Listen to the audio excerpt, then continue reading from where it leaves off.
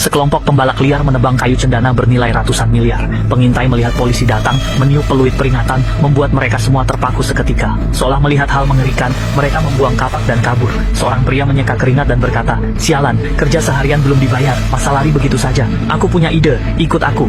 Tak lama polisi tiba, turunlah kepala polisi yang tegas. Dia mimpi buruk para pembalak, terutama pencuri kayu cendana. Dia menindak tanpa ampun. Namun saat menyerbu, dia melihat sekumpulan pria sedang main halma. Polisi bertanya sedang apa? Mereka jawab sedang menggembala sapi. Polisi jelas tak percaya. Dia melihat pria itu memegang kapak dan bertanya untuk apa. Pria itu bilang mereka menggembala sapi, tapi dia di sana untuk menebas harimau.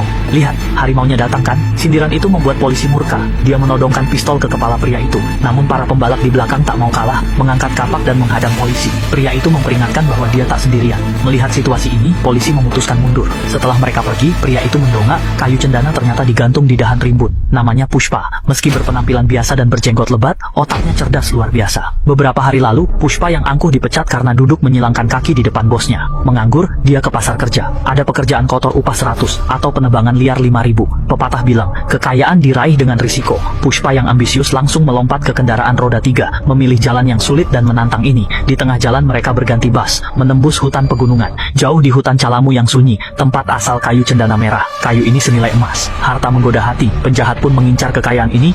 Banyak buruh disewa menebang ilegal. Demi melindungi pohon langka, polisi memperketat penindakan. Inspektur Asan yang terkenal jujur, seringkali berhasil meringkus komplotan pencuri kayu tersebut. Dia sangat dicintai rakyat, tapi kini ia pusing 7 keliling menghadapi Pushpa yang tangguh. Saat Asan pergi sebentar, Pushpa langsung menebas tali pengikat, membuat kayu cendana berjatuhan dari atas. Semua bahu-membahu memindahkan kayu. Namun saat mereka hendak pergi, polisi mendadak kembali menyerang. Inspektur Asan memimpin pasukan mengepung tempat itu dengan sangat rapat, tapi Pushpa tetap tenang. Ia menendang batu besar, lalu melemparnya sekuat tenaga ke arah polisi. Pencuri lain ikut menyerang. Inspektur terpaksa melepas tembakan peringatan. Semua lari kocar-kacir, situasi kacau. Pushpa melompat ambil kesempatan memuat kayu terakhir, lalu masuk mobil, oper gigi 6, tancap gas. Mobil itu melesat kencang bagaikan anak panah.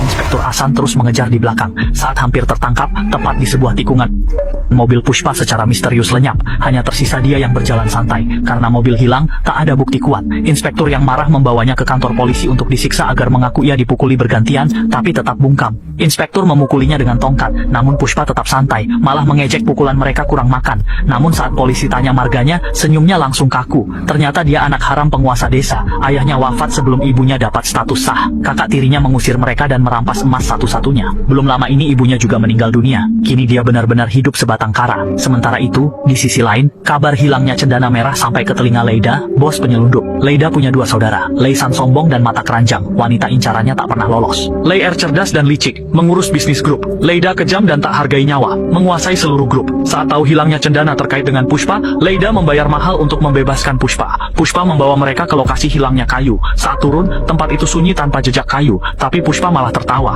Ternyata saat kabur di tikungan, Pushpa melihat lubang air besar. Dia langsung melompat turun, dan truk berisi cendana itu jatuh ke dalam air. Setelah kayu berhasil diangkat, Leier senang dan memberi Pushpa 50. Anak buahnya senang merasa tak salah pilih bos. Tapi saat mau pulang, Leisan dengan kesal melempar 100, menyuruh mereka naik bajaj pulang, menatap mobil yang perlahan menjauh. Pushpa makin kesal, padahal dia sudah bantu atasi masalah besar. Dengan angkuh, dia pakai 500.000 itu buat beli van merah. Tiba-tiba terdengar suara rem di belakangnya. Leisan menoleh, kaget melihat Pushpa beli mobil yang sama persis dengannya. Yang bikin dia makin murka, Pushpa malah cuek padanya. Dendam di antara mereka pun resmi dimulai. Pushpa langsung masuk. Di dalam, Leida sedang mengamuk soal pengiriman. Polisi makin gencar merazia penyelundupan, menyita banyak truk penuh kayu cendana merah berturut-turut. Kerugian mencapai miliaran. Semua orang ketakutan melihat amarah Leida. Tiba-tiba Pushpa maju, bilang dia punya ide. Rael pun buru-buru memperkenalkannya pada Leida. Dialah orang yang dulu berhasil selamatkan kayu cendana. Leida kagum dengan kemampuan Pushpa, lalu mengajaknya bicara berdua. Pushpa pun langsung menjelaskan rencananya. Idenya adalah membelah truk tangki, lalu menyembunyikan kayu di dasarnya. Setelah itu ditutup pelat besi dan dilas mati, lalu bagian atasnya dipasang dan dilas kembali. Terakhir, bagian atas diisi susu. Jadilah truk penyelundup yang sempurna. Saat lewat pos pemeriksaan, polisi langsung menghadang. Kepala polisi melihat si residivis Pushpa. Dia menyuruh anak buah memeriksa tangki. Dengan wajah polos, Pushpa bilang dia sudah tobat dan cuma jualan susu.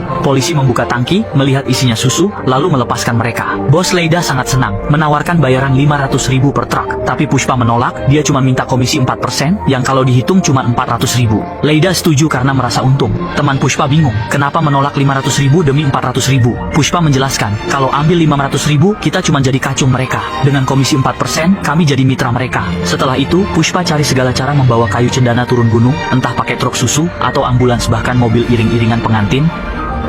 Semua jadi alat selundupkan kayu cendana. Inspektur curiga tapi tak punya bukti. Saat mereka cegat truk tangki, Hasan periksa sendiri dan meraba seluruh bagian. Dia sadar suara di atas dan bawah beda. Sopir panik dan coba kabur diam-diam. Tapi baru beberapa langkah, polisi langsung menangkapnya kembali. Polisi belum sempat menyiksa, tapi mereka sudah mengaku semuanya. Saat itu, sebuah truk penuh muatan kayu cendana sedang melaju menuju ke arah gudang keluarga Lei. Ini bos besar sindikat itu, julukannya si gendut hitam.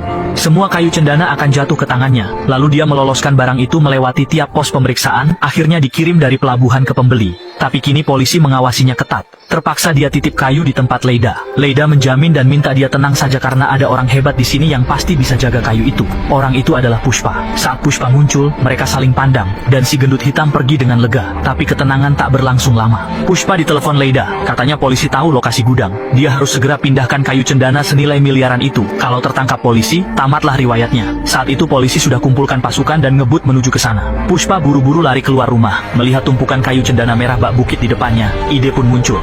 Dia segera jejalkan uang ke tangan anak buahnya, suruh dia turun gunung urus sesuatu, lalu berteriak pada semua polisi segera tiba, cepat bergerak. Pushpa langsung menyambar kapak, lari ke tumpukan kayu cendana itu. Menatap arus deras sungai Gangga, dia tebas putus talinya dengan sekuat tenaga. Seketika ratusan batang cendana menggelinding masuk sungai.